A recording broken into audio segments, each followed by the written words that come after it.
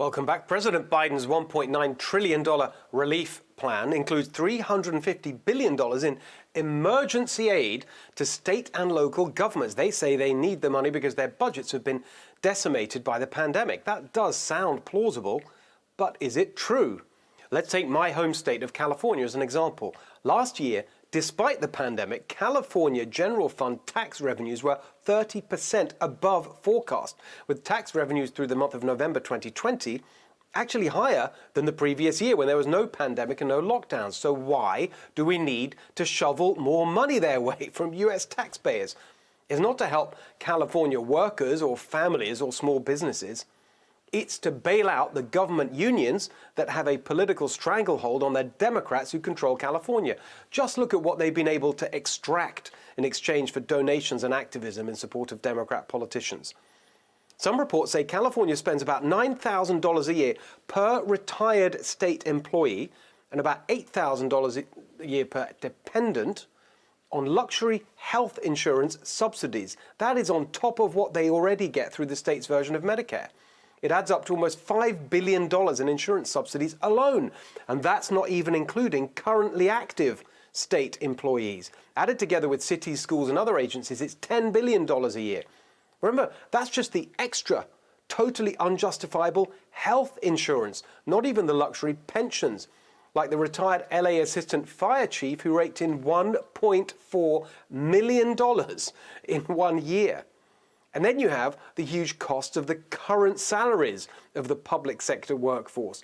Over 1/3 of them earning more than $100,000 a year. Remember Barbara Ferrer, the LA public health boss who imperiously shut down small businesses and threw low-paid workers into desperate hardship while making $465,000 a year.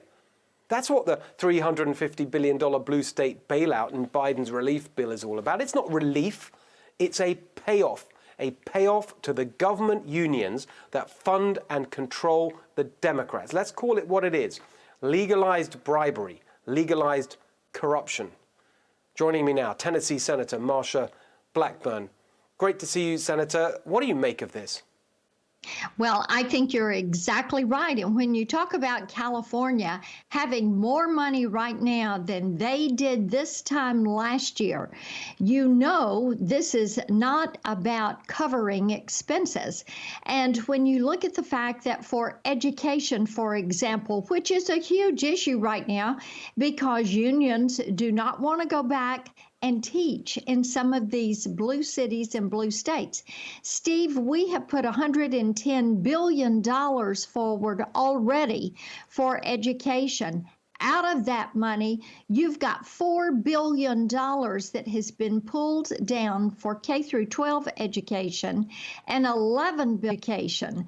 So there is more money in the pipeline that they're using. And then on top of this, you now have Pelosi from California, Schumer from New York. And what are they saying? We've got to have $350 billion because our state and local governments have no money and we need to send money to them. And it's just not true. State budgets are in better shape than they were this time last year. It's outrageous. I mean, is there anything that you and your colleagues can do about it? One of the things that we did do was this past week when we had the Bernie budget buster budget that was on the floor and we voted through the night on Friday was to put some amendments into place that would restrict funding to illegal aliens, pushing back on the $15 an hour minimum wage and continuing to build awareness with people. You know, I thought it was really interesting that you had the Teamsters president, a CEO, Richard Trumka, who was complaining about Joe Biden going in and shutting down the Keystone Pipeline. And this is because everybody knows the best economic stimulus is a job. The states who are doing the poorest have been the states that are in lockdown that will not open up. And you have a lot of people that are in the energy sector that realize what Joe Biden is doing is hurting the U.S. economy and helping out China. Exactly right. The point I made here many times before, it's not just a blue state bailout, it's a lockdown bailout. It's actually giving them money so they can continue with the lockdowns, which are overwhelmingly more restrictive in the blue states. I guess the short answer to what can we do about it is, well, should have won Georgia, and let's make sure next time around we try and win back control in both chambers. You got it. I want to broaden it out, Senator, just to get your sense of the mood right now. It's been a pretty tough few weeks in Congress. You've got the impeachment starting tomorrow. There's been lots of introspection on the Republican side. What's the mood right now in Congress? I think the mood is actually very hopeful. We know we have a fight on our hands, but there is a tremendous amount of buyer's remorse from people who voted for Joe Biden.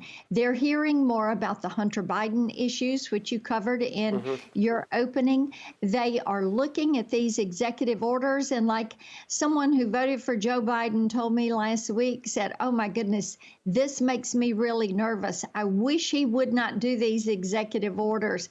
And he promised unity. What you're seeing is a demand from the Democrats that we submit to the leftist agenda and that we conform to what they're wanting. It's not unity. This has people very unsettled. There's a lot of buyer's remorse.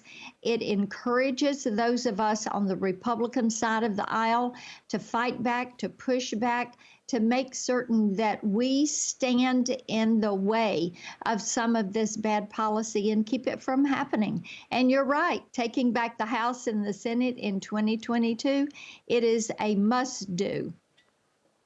There you go. Well, I know you'll be at the forefront of that battle. Great to see you tonight, Senator. Thank you. Good to see you.